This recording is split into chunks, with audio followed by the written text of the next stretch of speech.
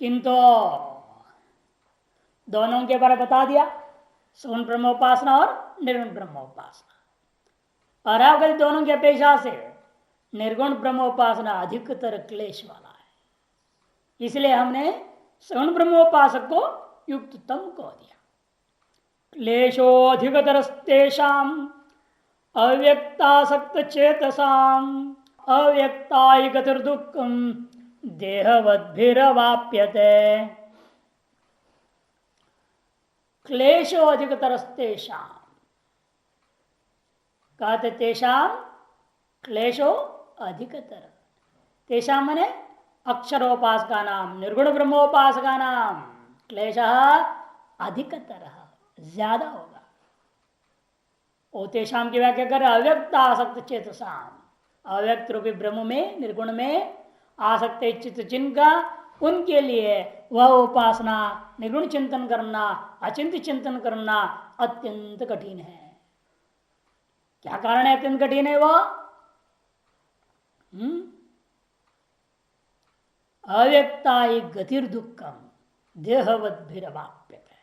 उत्तरार्ध हेतु में दे दिया कि देहवान पुरुष के द्वारा अव्यक्ता ही गति, जो अव्यक्त जो का गति है, अव्यक्त रूपा जो गति है वह दुखम अवाप्यते, दुख पूर्वक प्राप्ति होती।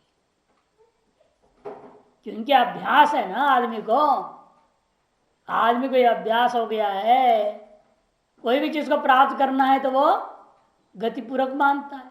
और यहां भी ढूंढ रहेगा वैसे ही तो नहीं मिलेगा, नहीं मिलता है फिर परेशान होता है। इसलिए कहते हैं यहां पर वैसा उसके लिए बहुत ही कठिन हो जाता है, क्योंकि अव्यक्ताई गति ही दुखम अवाप्यते है। अव्यक्त रूपा जो गति है उसकी प्राप्ति अत्यंत दुखपूर्वक होता है ही, यस्माद अर्थ में, हेतु अर्थ में। क्योंकि समाधि सिद्धि ईश्वर प्रणिधानात् वह आसान था, है ना। समाधि सिद्धि ईश्वर प्रणिधानात् योग सूत्र था, दूसरे पाद 48वां सूत्र है 248 में, वह आसान है। भागवत में भी बल्कि कहा श्रेय स्मृति भक्ति मुदस्यते विभो क्लिश्यन्ति ये केवल बोध सिद्धये। भागवत का 10वें स्कंद 14वां अध्याय 4था श्लोक। जो लोग भक्ति को त्याग करके उस निर्गुण का श्रेय स्मृति माने निर्गुण उपासना, श्रेय है निर्गुण ब्रह्म आत्मा, उसकी स्मृति निरंतर चिंतन, वो भी कैसे? भक्ति मुदस्य, भक्ति को त्याग करके, सगुण ब्रह्मोपासना को त्याग करके जो लोग केवल निर्गुण ब्रह्म की उपासना करना चाहते हैं विभो, उनके लिए ये ते केवल बोध सिद्ध है, केवल ज्ञान की प्राप्ति के लिए क्लिश्यंती क्लेश को प्राप्त करते हैं, ऐसा कह रहा है। भागवत में बात कर दिया, माने बिना सगुण ब्रह्मोपासना का निर्गुण ब्रह्मोपासना सीधा जो उछालना चाह रहा है वह कभी सफल हो नहीं सकता। क्लेशो अधिकतरो, भाष्यकार, क्लेश उनके लिए अधिकतर होगा। यद्यपि मत कर्मादि प्राणां क्लेशो अधिक, यद्यपि मेरे कर्म, मेरे लिए कर्म करने वाले, मेरे लिए मुझको ही परम मानने वाले, मेरे में ही जिसकी भक्ति बनी हुई है, वो जो उपासक सगुण ब्रह्म उपासक है, उनका भी उपासना बहुत क्लेश है, इससे कोई संशय नहीं। उनकी अपेक्षा से क्लेशो अधिकतर, उनका क्लेश अधिक है और उनका क्लेश अधिकतर है। अधिक क्लेश, अधिकतर क्लेश, अधिकतम क्लेश, दो के बीच में होने से तर ही होगा, अधिक और अधिकतर। तीन का बीच में हो तो तुलना, तब तो तरफ के बाद तमप मिलाना पड़ता, एक और देनी पड़ती। सगुण ब्रह्मोपासना ही स्वयं क्लेश है, साधारण नहीं, उसमें भी अधिक क्लेश है। और निर्गुण ब्रह्मोपासना उसके अपेक्षा से और ज्यादा क्लेश होने से क्लेशो अधिक तरह कर दिया। किनके लिए? तू, किंतु उनके लिए कहा जा रहा है ये अक्षरात्मा नाम परमार्थदर्शिनाम, परमार्थदर्शी लोग। क्यों? क्योंकि निर्गुण ब्रह्मोपासना करने के लिए सबसे भारी मुख्य साधन और आवश्यक तत्व है देहाभिमान का त्याग। देहाभिमान परित्याग निमित्तो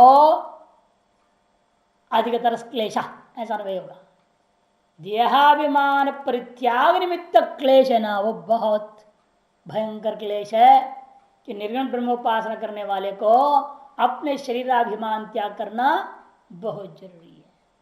बिना शरीराभिमान को त्यागे हुए निर्गुण ब्रह्मोपासना कर ही नहीं सकते आप। किसी एक उपाधि में निष्ठा आपकी हो गई, फिर आप कैसे निर्गुण ब्रह्म की चिंतन करोगे? जैसे पट चिंतन करना है ना, तो किसी भी एक चित्र में आपकी निष्ठा नहीं होनी चाहिए। यदि किसी भी एक चित्र में निष्ठा हो गई तो आप पट चिंतन नहीं कर सकते। यही तो हम बताते बार बार, टीवी स्क्रीन पे कुछ भी चित्र चल रहा है तो उसमें से किसी भी चित्र को आप देखने लग जाओगे, आपको स्क्रीन नहीं दिखाई देगा। स्क्रीन देखना है तो आपको कोई भी चित्र में निष्ठा नहीं होनी चाहिए। इस तरह से यहां पर भी किसी भी शरीर आदि उपाधियों में आपकी निष्ठा नहीं होनी चाहिए। निर्गुण ब्रह्म की उपासना करना है तो अधिष्ठान भूता जो चैतन्य निर्गुण ब्रह्म है उसका आप उपासना करना चाहते हैं, उसका चिंतन करना चाहते हैं, फिर आप किसी भी उपाधि में निष्ठा नहीं कर सकते, तो इस शरीर में आप कैसे निष्ठा कर लोगे? किसी भी चित्र का अभिमान नहीं कर सकते, किसी उपाधि का अभिमान नहीं कर सकते, तो अपने शरीर का अभिमान कैसे कर दोगे आप? यही सबसे कठिन काम है। लोग भले कहे हम निर्गुण ध्यान करते हैं, अरे निर्गुण ध्यान करने से शरीराभिमान त्यागना जरूरी है। जब तक शरीराभिमान है तो निर्गुण ध्यान होने वाला नहीं है। इसीलिए कहते हैं निर्गुण ब्रह्मोपासना अधिकतर क्लेश है। देहाभिमान प्रत्याग निमित्तो अधिकतर क्लेश। अव्यक्ता सचेत साम किनके लिए कहा जा रहा है? जो अक्षर रूपी आत्मा का उपासना करने वाले, जो परमार्थदर्शी है, उसको स्पष्ट करने के लिए कहते हैं अव्यक्तासक्त चेतसाम। अव्यक्ते आसक्तम चेतो ये शाम, अव्यक्त में ही है आसक्त चित्त जिनका, उन लोगों को लेना। ते अव्यक्त चेतसा तेषाम अव्यक्त आसक्त चेतसाम, उन लोगों के लिए यह निर्गुण उपासना अधिकतर क्लेश है। क्यों? ही मन अस्माद अव्यक्ता या गति ही अक्षरात्मिका, क्योंकि जो गति है इस निर्गुण ब्रह्म का जो फल है वो कैसा है? वो अक्षरात्मक, ये ब्रह्म ही है और अव्यक्त है। अव्यक्ता ही यस्माद या गति ही अक्षरात्मिका, कि अक्षरात्मिका जो गति है वो अव्यक्ता है। अतएव दुखम सा देहवद्भिर देहाभिमानवद्भिर वाप्यते, इसीलिए तादृश अक्षरात्मिका गति देहवद्भि देहाभिमान करने वालों के द्वारा प्राप्त करना बहुत कठिन है। अतः क्लेशो अधिकतर, इसलिए यह कहा गया कि निर्गुण उपासना करना अधिकतर क्लेश वाला मामला है। आसान है सगुण ब्रह्मोपासना, किसकी अपेक्षा से? निर्गुण ब्रह्मोपासना की अपेक्षा से। यदि सगुण ब्रह्मोपासना भी कठिन है, अधिक क्लेश उसमें भी। क्लेश है कर्म में, कर्म में ही क्लेश है। उस कर्म की अपेक्षा से अधिक क्लेश इसमें है उपासना में, उसकी भी सगुण ब्रह्मोपासना में, उसके भी अपेक्षा से अधिक क्लेश कहाँ है? निर्गुण ब्रह्मोपासना। इसलिए अधिकतर क्लेश कह दिया। क्लेश अधिक क्लेश अधिकतर क्लेश, कर्म क्लेशात्मक है और सगुण ब्रह्मोपासना अधिक क्लेशात्मक है। निर्गुण ब्रह्मोपासना अधिकतर क्लेशात्मक है। ऐसे इसकी तारतम्यता ग्रहण करना चाहिए। अक्षरोपासका नाम यदुवर्तनम तद उपृष्ठाद वक्ष्यामः। इसलिए अपरोक्ष उपासकों का क्या होता है व्यवहार वगैरह, कैसे वो होता है, वो यदवर्तनम जो उनका जो स्थिति गति व्यवहार है वह तो पृष्ठाद वक्ष्यामः, वो आगे हम जाकर के स्पष्ट करने वाले हैं। वो किस प्रकार रहते हैं, कैसे करते हैं, क्या करते हैं, वही बात हम आगे जाकर के और स्पष्ट करने वाले हैं। और फिर तू से व्यावर्तन कर देंगे, तुलना हो गई। अब तू से वापस लौट रहे। ये तो सर्वाणि कर्माणि मयि सन्न्यस्य मत्पराः अनन्येनैव योगेन मां ध्यायन्त उपासते। कहते ये तो किंतु जो लोग पिछले अध्याय के अंत में जैसे कहा गया था मत कर्म कृतो, मेरे लिए मुझ में ही सकल कर्मों को त्याग करके मई सन्न्यस्य सर्वाणि कर्माणि और मत्परा, मत परमा, मत कर्म, मत परमा, मद भक्ता, ये तीन शब्द वहां पर आया था पिछले अध्याय के अंतिम श्लोक में। यहां भी वही तीनों ले रहे हैं इधर से। मत कर्म क्या हो गया? मय्येव सन्न्यस्य सर्वाणि कर्माणि, यह वर्तते स मत कर्म। और मत्परा और मद भक्ता का दूसरे शब्द से बोल रहे अनन्येनैव योगेन। अनन्य योग क्या तात्पर्य? सगुण ब्रह्म के साथ अभेद, निर्गुण ब्रह्म के साथ नहीं समझना कि तू कह करके निर्गुण ब्रह्म का विचार खत्म कर दिया। अब वापस लौट गए हैं विराट स्वरूप का चिंतन अथवा हिरण्यगर्भ का चिंतन, अंतर्यामी सूत्रात्मा इत्यादि का जो ईश्वर भाव के चिंतन है उसको ले, उसके साथ अनन्य भाव अहम में हिरण्यगर्भोस्मि, अहम में विराट ब्रह्मास्मि, ऐसे ध्यान करने वाले लोग हिरण्यगर्भ के साथ आंग्रोपासना करने वाले, विराट के साथ आंग्रोपासना करने वाले, ऐसे उनको यहां लेना है। इसलिए आनंद साफ कर रहे यदि अक्षरोपासका मामेव आपनुवंती विशेषंते तो किम सगुणोपासका ताम नापनुवंती, क्या सगुणोपासक आपको प्राप्त नहीं करते हैं? न तेषाम विक्रमेण मत प्राप्त रीत्या, ऐसा शंका मत करो, किंतु वो भी मुझे प्राप्त करते हैं लेकिन क्रम मुक्ति हो सकती है, सद्य मुक्ति आदि नहीं। निर्गुण ब्रह्मोपासक को सद्य मुक्ति हो सकता है, सगुण ब्रह्मोपासक को तो क्रम मुक्ति ही होगी। यह बात सिद्ध करने के लिए या तू से अक्षर ब्रह्मोपासक पुरुष श्लोक के माध्यम से व्यावर्तन करके अब इस श्लोक में सगुण ब्रह्मोपासक को ही लिया गया है। इसे अनन्य भाव किसे कर रहा है? वो अपने आत्मा, अपने ब्रह्म, अपने स्वरूप से नहीं, किंतु विराट से, हिरण्यगर्भ इत्यादि से कर रहा है। योगेन अनन्येन, योगेन कर समाधि, अनन्य भाव से समाहित चित्त वाला होकर के माम ध्यायन्ते उपासते, ध्यायन्त उपासते, ध्यान करता हुआ मेरी ही जो उपासना करता है उनका क्या होगा उसको अगले श्लोक में बताएंगे। ध्यान देने योग्य अनन्य में ही है, सगुणोपासना के बिना निर्गुणोपासना असंभव है, यदि कहना चाह रहे हैं तू के मध्य से अर्थन करते हुए अनन्य नहीं, वहां भी अनन्य भक्ति कहा जाता है। निर्गुण में भी क्या है? अनन्य भाव है, सगुण में भी अनन्य भाव कहा दिया। तात्पर्य यहाँ बिना सगुण में अनन्य भाव किए व्यक्ति सीधे निर्गुण में अनन्य भाव कर ही नहीं सकेगा। इसीलिए यह सगुण ब्रह्मोपासना निर्गुण ब्रह्मोपासना के प्रति साधन है। साधन क्या है? सगुण उपासना। और क्या साध्य क्या है इसका? निर्गुण उपासना। और निर्गुण उपासना का फल क्या है? मोक्ष। एक क्रम ऐसे समझना है। इसमें भी भागवत ने स्पष्ट बोला है कि 9वां स्कंद के 4था अध्याय 63वें श्लोक में कहा, अहम भक्त पराधीनो ह्य स्वतंत्र इव द्विज वशे कुर्वन्ति मां भक्त्या सत्स्त्रिय सत्पथिम यथा। जैसा सतपति को अपने वश में कर लेती है, कौन? सतपत्नी, सतस्त्री अपने सतपति को अपने वश में कर लेती है सेवा आदि भक्ति आदि के द्वारा, उसी प्रकार से मेरे जो भक्त हैं वह मेरे को अपने वश में कर लेते हैं।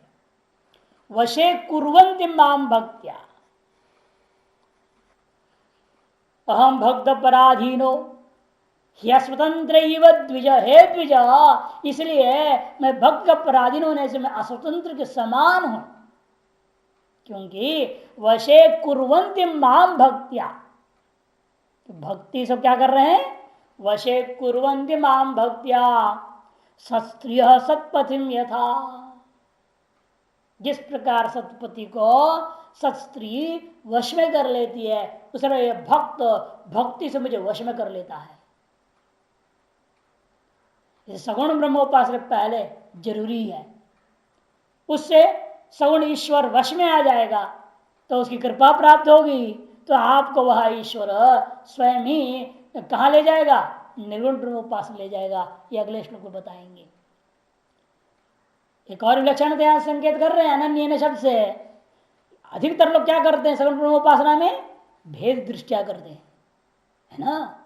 ये भगवान अलग है, मैं अलग हूं, हाँ ईश्वर है, मैं इनका दास हूं, ये मेरे स्वामी है, मैं इनका सेवक हूं, इस भाव से करते हैं, भेद बुद्धि से, उसको यह भगवान निषेध करते हैं। इसलिए ये अधिक क्लेश वाला है कि सगुण ब्रह्मोपासना में कैसे करना है, हमें अनन्य भाव से, भेद दृष्टि रहित होकर करना है। भेद दृष्टि युक्त उपासना वो निकृष्ट कोटि का है, भेद रहित उपासना सगुण का भी ये उत्कृष्ट है। इसलिए भगवान ने यहां अनन्य नैव योगिन शब्दावली प्रयोग किया है। भाष्य ये तो जो लोग सगुण ब्रह्मोपासक होता है कैसे कर रहे हैं सगुण ब्रह्मोपासना, सर्वाणि कर्माणि मयि ईश्वरे संन्यस्य, सगल कर्मों को, कर्मफल को तो पहले त्याग दिया निष्काम कर्मयोग काल में, निष्काम कर्मयोग काल में ही फल तो त्याग चुका था। अब उपासना काल में क्या कर रहा है, वो कर्म को भी त्याग दिया। कर्म को त्यागने मतलब कर्म को ईश्वर अर्पण कर दिया, यानी कि छोड़ के बैठ गया मुझ में, इसलिए मयि ईश्वरे सर्वाणि कर्माणि संन्यस्य, मुझ ईश्वर में ही सकल कर्मों को त्याग करके बनिया अर्पण करके, अर्थात कर्म फल विचिट कर्म संपूर्ण को परमात्मा पे छोड़ दिया। मत परा, और कैसे हो गए वो, मत परा, अहम परो ये शांते मत परा, मैं ही परम लक्ष्य हूं जिनका, ऐसे लोगों को कहा जाता है मत परा। मेरे अलावा अर्थात मेरा यह सगुण ये विराट रूप है, हिरण्य रूप आदि है, इनके अलावा अन्य कोई रूप को स्वरूप को लक्ष्य को प्राप्त करना ही नहीं चाहता। ये छोटे मोटे फलों के पीछे नहीं पड़ रहा, सीधा हिरण्यगर्भ ईश्वर विराट ऐसी चीज को प्राप्त करना चाहता है। वही हाल है जैसे कोई व्यक्ति है, बुद्धि तो इतनी है नहीं लेकिन आईएएस बनना चाहता है, आईएएस परीक्षा दे रहे, पीसीएस परीक्षा दे रहे हैं, बुद्धि है नहीं, सामर्थ्य तो है नहीं, तो प्राप्त थोड़े हो जाएगा उनको। ऐसे अनन्य भाव से उस ईश्वर की उपासना करने के लिए, ऐसा ईश्वर को लक्ष्य करने के लिए आपको इस प्रकार की उपासना भी करना बहुत जरूरी होता है। ऐसा होते हुए संतो अनन्येनैव अविद्यमानम अन्यद आलंबनम विश्वरूपम देवम आत्मानम मुक्त्वा, अविद्यमानम अन्यद आलंबनम, अन्य किसी आलंबन को नहीं पकड़ रहा है। ये हनुमान जी है, अमुक जी है, अमुक जी हैं, छोटे मोटे देवताओं को नहीं पकड़ रहा किसी को भी। अन्यद अविद्यमानम अन्यद आलंबनम, दूसरा कोई आलंबन नहीं है। अब क्या आलंबन है जी, विश्वरूपम देवम आत्मा, विश्वरूपी जो आत्मा है, देव है, इसी को आलंबन बना लिया, इसे छोड़ करके अन्य किसी को आलंबन नहीं करता, ऐसा कर देना। विश्वरूपम देवम आत्मानम मुक्त्वा अन्य आलंबनम अविद्यमानम, अन्य कोई आलंबन नहीं है जिनका, यस्य सो, जिसका ऐसा है वह व्यक्ति अनन्य तेना अनन्य नैव केवलेन, तारस अनन्य भाव से, केवल भाव से, केन योगेन, केवल भाव से का मतलब कैसे, वो भी किसके साथ कहते हैं, योगेन समाधि, समाधि के द्वारा, माम ध्यायंत चिंतयंत, एकाग्र चित्त वाला, यहां समाधि तो सम्यक प्रकरण आधीयते, सकल वृत्तियों को आधान कर दिया जिस एक तत्व में, तार से एकाग्र बुद्धि के द्वारा समाहित चित्त वाला होकर जो ध्यान करता है, चिंतयंत उपासते, चिंतन करता जो मेरी उपासना करता है, उनका क्या होगा? तेषाम किम भवति? तेषाम अहम समुद्धर्ता मृत्यु संसार सागरात भवामि न चिरात पार्थ मय्यावेशित चेतसाम। तेषाम अहम समुद्धर्ता, इस श्लोक में बड़ा रहस्यपूर्ण शब्द समुद्धरता है। लोग समुद्धरता से मोक्ष लेना चाहते हैं, अधिकतर लोग सीधे सीधे गड़बड़ है। यहां सम उपसर्ग है, उत उपसर्ग है, उसके बाद ही हरने धातु का भी हो सकता है हरता, हा को धा हो जाएगा, हा को धा हो जाता है। ज्यो अन्यतर श्याम, ज्यो हो अन्यतर श्याम वो लेना। और धी धातु से भी ले सकते हैं आप सीधे, धरता बनेगा। समुद्धरता या समुद्धरता, हा को भी धाव करके रूप तो ऐसे दिखेगा ना, समुद्धरता दिखेगा, रूप में कोई अंतर थोड़ी पड़ेगा। रूप में तो कोई फर्क नहीं पड़ता, रूप तो वैसे का वैसा ही है। ह्री है या ध है, ध्री धातु है, इन अर्थ में अंतर पड़ेगा। ह्री धातु हो तो अलग अर्थ होगा, ध्री धातु होगा तो अलग अर्थ पड़ेगा। इस श्लोक में दो अर्थ प्रकट करना चाह रहे हैं भगवान। ये ऐसे श्लोक का कूट श्लोक है। अब गणेश जी चक्र फड़ेंगे ना, यहाँ ह्री धातु है कि ध्री धातु है, सोचना पड़ेगा उनको। व्यास जी ने तो प्रयोग कर दिया समुद्धरता, निर्णय तो उन्हें लेना है, अर्थ को समझे बिना लिखना नहीं बोल चुके हैं पहले व्यास जी। तेषाम अहम समुद्धरता, पहले भी ऐसे गारंटी दे चुके हैं एक बार भगवान, न मे भक्ता प्रणश्यति, मेरा भक्त का विनाश नहीं होता। क्यों? मैं उनको उद्धार करने वाला हूं। तेषाम अहम समुद्धरता भक्ता नाम, सगुण ब्रह्मोपासकों का भी उद्धार करने वाला मैं ही हूं। निर्गुण ब्रह्मोपासकों का आत्मा ही मैं, ज्ञानी भी ज्ञानी, आत्मा ज्ञानी तो आत्मा ये कह चुके हैं। लेकिन सगुणोपासकों का भी समुद्धरता मैं हूं। इसके दो अर्थ अलग देख लीजिए किस प्रकार से। सम मैंने सम्यक, अनायासेन इति, उत मैंने उत्तमाम, यह निर्गुणोपासना, तदर्था प्रापयिता, श्री हरणे जातो ना ले जाना, प्रापयिता, मैं इस व्यक्ति को सगुण ब्रह्मोपासना से उठा करके निर्गुण ब्रह्मोपासना की ओर ले जाता हूं, फल है। उसके बाद मैं क्या करूंगा? मृत्यु संसार सागर से भी मुक्त कर देता हूं, ऐसा घटेना। अथवा उत्कार ऊर्ध्व, उत्कटे, उत्कृष्टे, निर्गुण ब्रह्मणि तस्मिन् उपासने धरता धारयिता, इनके बुद्धि को मैं निर्गुण ब्रह्मोपासना में धारण करा देता हूं, टिका देता हूं। सगुण ब्रह्मोपासना से उठा करके मैं इनके बुद्धि को निर्गुण ब्रह्म में टिका देता हूं, इसलिए मुक्त हो जाते हैं, मोक्ष हो जाता है इनका। यह अर्थ भी ले सकते हैं। तब ध्री धातु हो गया ना, अभी पहले ह्री धातु था प्रापयिता, अब ध्री धातु है तो धारयिता, यह अर्थ हो जाता है। ये दो अर्थ हो गया। उत्त में अंतर कर दिया, धातु में अंतर। उत्त का अर्थ पहले में उत्तम, जो निर्गुण उपासना, और दूसरे बार उत्त का अर्थ हो गया ऊर्ध्व उत्कृष्ट निर्गुण ब्रह्मणी उपासने धरता धारिता भवामी, ऐसा अन्वय हो जाएगा। तथा एवं ज्ञान, उसी से ज्ञान होगा, और ज्ञान से क्या होगा? मुक्ति होगी। बीच में जो है आपको निर्गुणोपासना को लेना है, सगुणोपासना से मैं इसको ऊपर उठा कर सीधा मोक्ष दूंगा, ऐसा अर्थ नहीं ले सकते। सगुण ब्रह्मोपासना से उठा कर मैं उसको निर्गुण उपासना में फिट कर देता हूं, फिर निर्गुण उपासना के मैं उसको ज्ञान मिलेगा, ज्ञान मिलने से क्या होगा?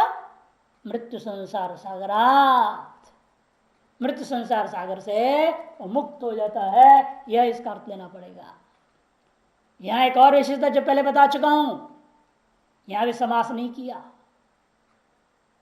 न चिरात पार्थ, न चिरात इति अचिरात पार्थ होना चाहिए था। भवामिच्चाचिरात पार्थ, अचिरात होना चाहिए। समास नहीं तो समास क्यों नहीं किया? इसीलिए सगुण ब्रह्मोपासना स्तुति करना इष्ट था।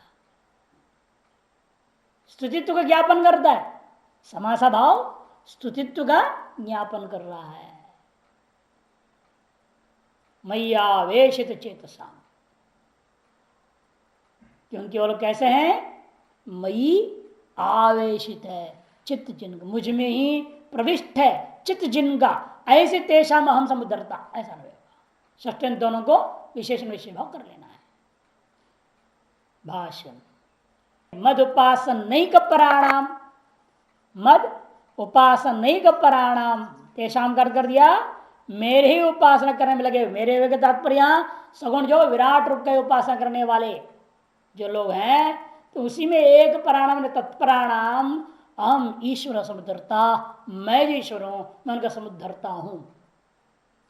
भाष्यकार जो है समुद्धरता का कुछ भी अर्थ नहीं करते, जान के छोड़ देते, ऐसा कुट शब्दों को छोड़ देते।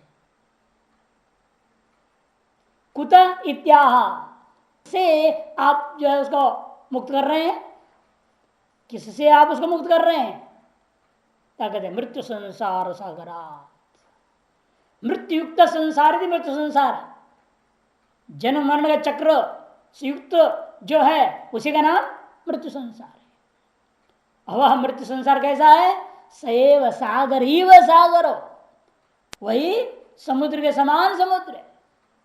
मृत्यु युक्त यह संसार समुद्र के समान समुद्र है। क्यों, दुरुत्तरत्वात्, क्या दे रहे हैं, दुरुत्तरत्वात्।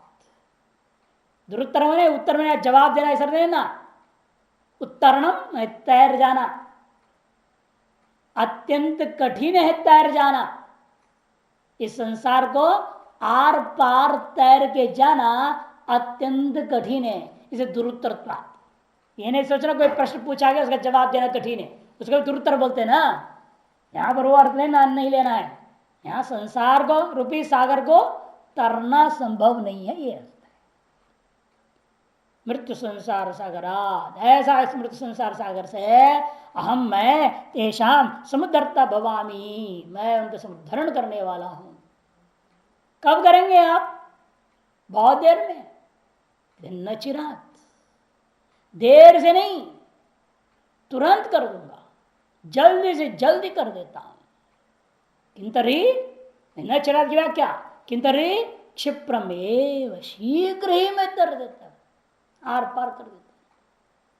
हे पार्थ, संबोधन है उपासना प्रकरण में कई बार बता चुका हूं। पार्थ संबोधन भक्ति का प्रतीक होता है, स्त्री को लेकर के भक्ति मतित्व का प्रतीक बता है। अभी हमने श्लोक सुनाया था ना, सत स्त्रियां सतपति को जिसे वश में कर लेती है, वैसे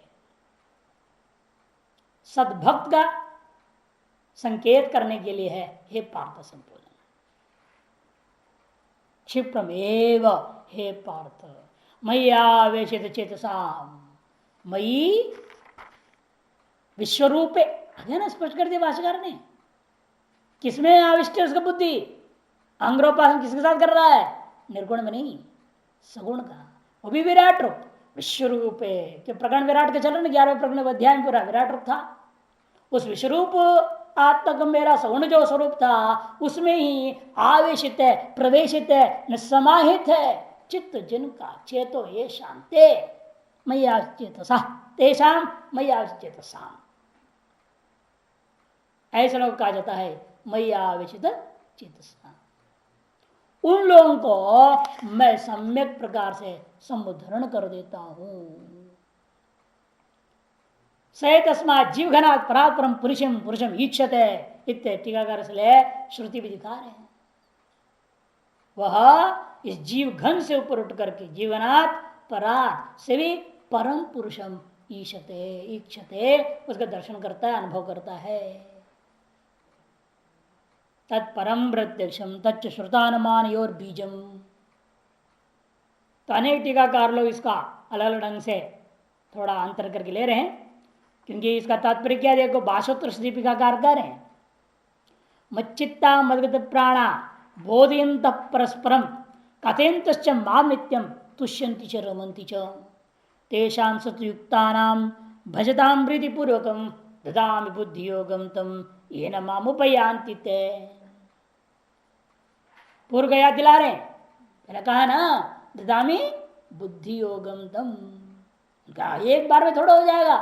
सगुण उपासना करा दिया, फिर भगवान ने आपको उठा के निर्गुण उपासना करा दिया, तुरंत ही आपको ज्ञान हो गया, उसके तुरंत मोक्ष हो गया फटाफट, ऐसा नहीं होता। इसलिए कहते हैं जान के टीकाकार लोग, नहीं इसका तात्पर्य है हम क्रमण धीरे धीरे धीरे उसी बुद्धियों को देते देते आगे उसकी जो संस्कार वासना वैसे बनाए रखते हुए उत्तरोत्तर जन्मों में वह धीरे धीरे सगुण से निर्गुण, निर्गुण से ज्ञान, ज्ञान से मोक्ष को प्राप्त कर लेगा। हे पार्थ संबोधन यथा प्रतासुतानां भवतां भक्त्या वशीकृतः तत्त संकटात् उद्धरता तथा ध्वनयति। यहाँ ध्वनित किया गया जैसे तुम पिता के संतान जो पांचों के पांचों भाई मेरे को अपनी भक्ति से वश में कर लिए हो, इसी से मैं भी क्या कर रहा हूं, बार बार आपका जितने संकट आता है सभी संकटों में, चाहे लाक्षा गुरु हो चाहे दुर्वासा महर्षि हो, एक कण खा करके 10,000 ऋषियों का पेट भर डाला। विश्वंभर भगवान अपना नाम प्राप्त सिद्धि वहां यथार्थ कर दिखा दिया। ऐसी ऐसी लीलाएं मैंने की और आपका हर संकट से, आप लोगों को हर संकट से मैंने समुद्धरण कर दिया। जैसे उसी प्रकार से जो कोई भी व्यक्ति आप लोगों के समान मुझे भक्ति करता है उसको भी मैं इस संसार सागर से तार देता हूं। यह संबोधन का अभिप्राय समझना चाहिए। और कुछ लोग संबोधन का आश्वासन मात्र समझते हैं, आश्वासन दिया जा रहा है, ये संकेत कर दिया जा रहा है। जैसे अर्जुन को आश्वासन दिया, विराट रूप में दिखा दिया, ऐसा मर गए हैं, तुम विश्वास करो तुम्हारा विजय है। उसी प्रकार से यहां पर भी आश्वासन दिया जा रहा है सगुण भक्तों को कि तुम्हारी भी मुक्ति अवश्य की चिंता मत करो, तुम्हारा नाश नहीं होने दूंगा। उत्तरोत्तर जन्मों में आप और उत्कृष्ट और उत्कृष्ट और उत्कृष्ट उपासना में लगाते जाऊंगा ताकि धीरे धीरे आप ज्ञान में पहुंच कर मुक्त हो जाओगे। लगातार मनुष्य जन्म मिले और मनुष्य जन्म में पुरुष जन्म मिले, पुरुष जन्म में भी लगातार संन्यास का ही संयोग बनते जाए और संन्यास संयोग में भी हर बार जो है अद्वैत वेदांत का श्रवण करने का अवसर मिल जाए, यह तो अत्यंत कठिन है ना। ऐसा ही भगवान करे मैं तुम्हारा ऐसा ही कर दूंगा। एक तुम श्रवण ब्रह्मोपासना ठीक से करोगे, मैं आपको हर बार मनुष्य जन्म दूंगा, हर मनुष्य जन्म में पुरुष जन्म दूंगा, पुरुष जन्म में भी संन्यास का योग बना दूंगा, संन्यास योग में भी आपको अद्वैत वेदांत के श्रवण में आसक्त कर दूंगा। इस तरह से आपको शीघ्र ही मैं मुक्ति की ओर ले जाऊंगा। इस तरह आश्वासन भी दे रहे हैं। यह व्यर्थ यहां कुछ लोगों ने घटा लिया है। एवं अथ ऊर्ध्वमित्यत्र संध्याभाव श्लोक पूर्णार्थ। एवं अगले श्लोक में भी संधि का अभाव है, लेकिन वहां संधि का अभाव स्तुति के लिए नहीं समझना। इसे क्या करना चाहिए? यत एवं अवतरण के क्या दे रहे भाष्यकार? यत एवं, जिसलिए ऐसा है इसलिए तुम क्या करोगे बोलो? कहते मय्येव मनाधत्स्व मयिं बुद्धिं निवेशय निवसिष्यसि मय्येव अत ऊर्ध्वं न संशयः। एव और अत यहां का श्रवण दीर्घ होना चाहिए। एवात ऊर्ध्व के साथ तो नहीं हो सकता कि अतः विसर्ग है, विसर्ग को रूप होकर लोप हो गया है ना, और गुणाधिकारी वहां नहीं प्राप्त है। लेकिन एव के बाद जो अतः का आकार है, एव के वकारोत्तर आकार का अतः के आदि वर्ण आकार के साथ में अकाशरण दीर्घ होना चाहिए। संधिकारी नहीं हुआ। क्यों नहीं हुआ? छंद की पूर्ति के लिए नहीं हुआ। यहां जो जवाब इसका क्या है? छंद पूर्णार्थम कर दिया। संध्या भाव श्लोक का पूर्ति करने के लिए, जैसे वहां आया था ना, कहीं संधि कर देते हैं आप लोग, प्राप्त तो लोग कर देते जबरदस्ती। सही शाद आशर्दी रामा दृष्टांत दिया था ना, लोप किया जाता है पाद की पूर्ति के लिए, और कहीं संधि कार्य नहीं किया जा रहा है श्लोक का छंद को बनाए रखने के लिए,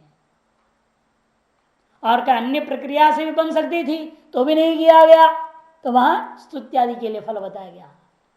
से निर्भर होता है संधि कार्य क्यों नहीं हो रहा है, प्रकरण आदि को देखते हुए, शब्दों को देखते हुए निर्णय लेना पड़ता। मय्येव मनाथत्स्व, मुझ में मन को आधान कर डालो। आसमंता धीय धीयती आधत, आधीयते, उसका लोट लगा रखो आधत्स्व, मुझ में ही, अर्थात मुझ विश्वरूप ईश्वर में ही अपने मन का संग बात तक जो मन है इसको स्थापित कर देना, दृढ़ता पूर्वक टिका दो वहां पे धारणा। और धारणा पूर्वक अब मई बुद्धि निवेशय, मुझ में ही अपनी जो व्यवसाय आत्मिका बुद्धि है उसको प्रविष्ट कर देना, में उसको भी वहीं स्थिर कर देना। अब मन और बुद्धि रूपांतरण जिसमें टिक जाए वहां बाह्य इंद्रिय क्या करेंगी? अब बाह्य इंद्रियां कुछ नहीं कर सकते। इसको ईशुकार न्याय बोलते हैं ना, ईशुकार न्याय, बाण बनाने वाला। हाँ, कई बार बता चुका, नहीं बताया? हाँ, उसे क्या हो रहा है? उसका मन लग गया किसी एक चीज में, अब वह बाजा सुन रहा है, कुछ भी हल्ला हो रहा है, बाकी कोई इंद्रियां कुछ नहीं काम कर रहे। जहां आपका मन और बुद्धि टिक जाए एक साथ, उसके बाद बाह्य इंद्रियां अपने आप क्रियाशील संबंध समाप्त हो जाता है।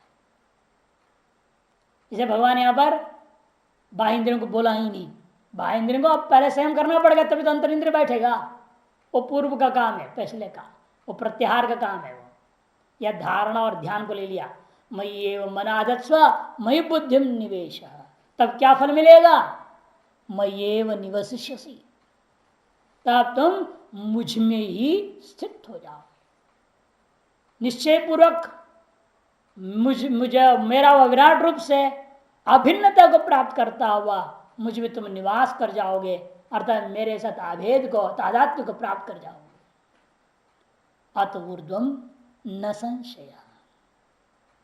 कब होगा? लेकिन मैं आपके साथ विराट रूप के साथ तादात्म्य कैसे हो जाऊंगा? कब हो जाऊंगा? इस शरीर रहते हुए? कहते नहीं नहीं, अत ऊर्ध्वम माने इस शरीर के मरने के बाद। इसमें कोई संशय नहीं, न संशय। कि शरीर का जीते जी आप विराट व्यष्टि का जीते जी समष्टि कैसे हो जाओगे? आप समष्टि की आप भावना कर सकते हो, उपासना कर सकते हो, इन व्यष्टि का नष्ट हुए बिना समष्टि के साथ एकीभूत नहीं हो सकते हो।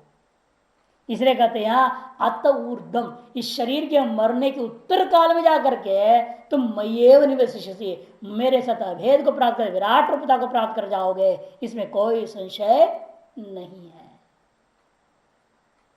मय्येव विश्वरूप ईश्वरेव, विश्वरूप ईश्वर में मन संकल्प विकल्पात्मकम, संकल्प विकल्प जो मन है इसको आधत्स्व में स्थापित कर दो। देश चित्त से धारणा कहा है ना योग सूत्रकार ने। धारणा क्या चीज है? एक देश में, एक स्वरूप में, एक सगुण आकार में आपके मन को दृढ़ता पर बांध देना चाहिए। बांधने का नाम ही, स्थापित करने का नाम ही धारणा है। जब धारणा हो गई, अब बुद्धि को वहां जोड़ दो और उसको ध्यान में लगा दो। मय्येव व्यवसायम कुर्वतीम बुद्धिम आदत्स्व, व्यवसाय आत्मिका बुद्धि, जो व्यवसाय करने वाली जो बुद्धि है, निश्चयात्मिका जो बुद्धि है, उस बुद्धि को भी वहीं आदत्स्व निवेश, उसको वहीं पर स्थापित करके, प्रवेश करके स्थापित कर देना। ततस्ते किम स्यात्, उसे तुमको क्या मिलेगा? इति शृणु, इसमें सुन लो। निवसिष्यसि निवत्स्यसि निश्चयेन मदात्मना मयि निवासम करिष्यसि, तुम निश्चय पूर्वक मदात्मना मुझ विराट रूप से मुझ में ही तुम निवास करोगे और अभेद को प्राप्त कर जाओगे। करिष्यसि एव भी कह दिया, न संशय भी कह दिया। एव का मतलब यहां पर क्या हुआ? इसलिए अन्य में तुम्हारा प्रवेश नहीं होगा, अन्य में तुम्हारा जो संबंध नहीं होगा, अन्य के साथ तुम्हारा योग नहीं होगा। अन्य योग का विच्छेद एवकार कर रहे हैं और दृढ़ता के लिए न संशय कह रहे हैं। अतः मैंने शरीर पातात, अतः से क्या अर्थ लेना है यहां? शरीर पातात, शरीर के मरणोत्तर काल में ऊर्ध्वम, शरीर पातात ऊर्ध्वम, न संशयो, संशयोत्र न कर्तव्य, यहाँ संशय बिल्कुल नहीं करना चाहिए इस विषय में। मैं जो कह रहा हूं इस विषय में आप बिल्कुल संशय न करें, संशयोत्र न कर्तव्य। नीचे तथा श्रुति देहांते देवस तारकम पर ब्रह्म व्याचष्टे, श्रुति व्याख्या में दिया है श्रुति देहांत में क्या हो जाता है, शरीर के मृत्युवत काल में वह देवता तारक जो मंत्र है ब्रह्म पर ब्रह्म ओम, उसी को वो व्याचष्ट कथन कर देता है, सुना देता है, जिससे आपको मुक्ति प्राप्त हो सकेगी। लेकिन वो भी करने में यह समर्थ नहीं है। ऐसा विराट आदि रूप समष्टि रूपों का ध्यान करने का उपासना सामर्थ्य नहीं है। उसे जो अशक्त लोग हैं उनके लिए अब अलग विभाजन की दूसरी उपासना बताएंगे। अथ चित्तम समाधातुम न शक्नोषि मयि स्थिरम अभ्यास योगेन ततो मामिच्छाप्तुम धनंजय।